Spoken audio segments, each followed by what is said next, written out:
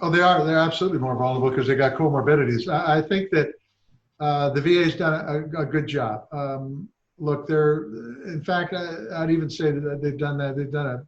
Did a really good job, quite frankly, because there could have been far more deaths that didn't happen. A lot of the nursing home deaths that happened were in state nursing homes. Uh, Particularly, I think Maryland was where the big ones were, Massachusetts, and I will tell you that they're specifically prohibited to going into those state VA nursing homes by law unless they're invited in. And when they were invited in, they went in. I think if I'm going to be critical, I think a lot of the work that they have done in regards to consultations have been put on hold. And I don't necessarily think that has to be. This is another one of those things where telework and telemedicine can play a bigger role. And I think that they should use that capacity. That's a direction they've been trying to go for years. And I've encouraged them to do that because in rural states like Montana, it works if we've got the internet connection.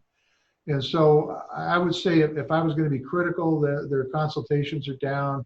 A lot of their benefits programs have been put on hold, and a lot of these veterans, of course, they're getting older and they need help now. They don't need it after they die. And so that's it. I would say the other thing, and time will tell on this, but we heard a lot from employees on the ground that they didn't have enough personal protective equipment. The folks back here tell me that has been remedied and that they're in good shape. If a second wave comes along, we shall find out. I can tell you that I don't know if you guys have looked to try to find an N95 mask, but I've tried. I've tried to get one. I got one from a contractor, and he gave it to me out of the goodness of his heart.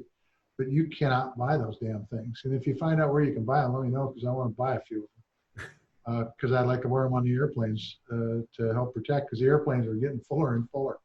But no, I think overall though, Jay, the VA is.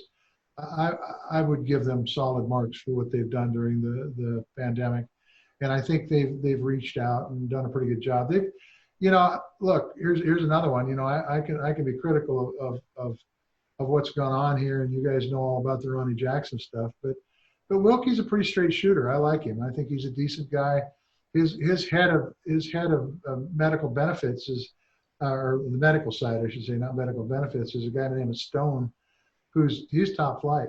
I mean, he's top flight. And by the way, I will tell you that the scouting report on him was that he just rolled over with anything that Trump wanted him to do. He's not been that at all. He's been very much a medical doctor that has tried to do the best by America's veterans. And I've got a lot of respect for him. I got a lot of respect for Wilkie. And we fight. We do it. He knows it. But the truth is that I think he's done a decent job. They can always improve, but it's the biggest healthcare system in the country. So when you get that big, there are problems that happen to arise. But I think they're rolling. The medical records haven't gone in near quick as I want them to, and part of that is I just it's just it seems like we spend a lot of money on technology and never see any of the benefits. And you could really, if they got that in, it could really be a great benefit to veterans as they transition out of the Department of Defense into VA status, but we'll see.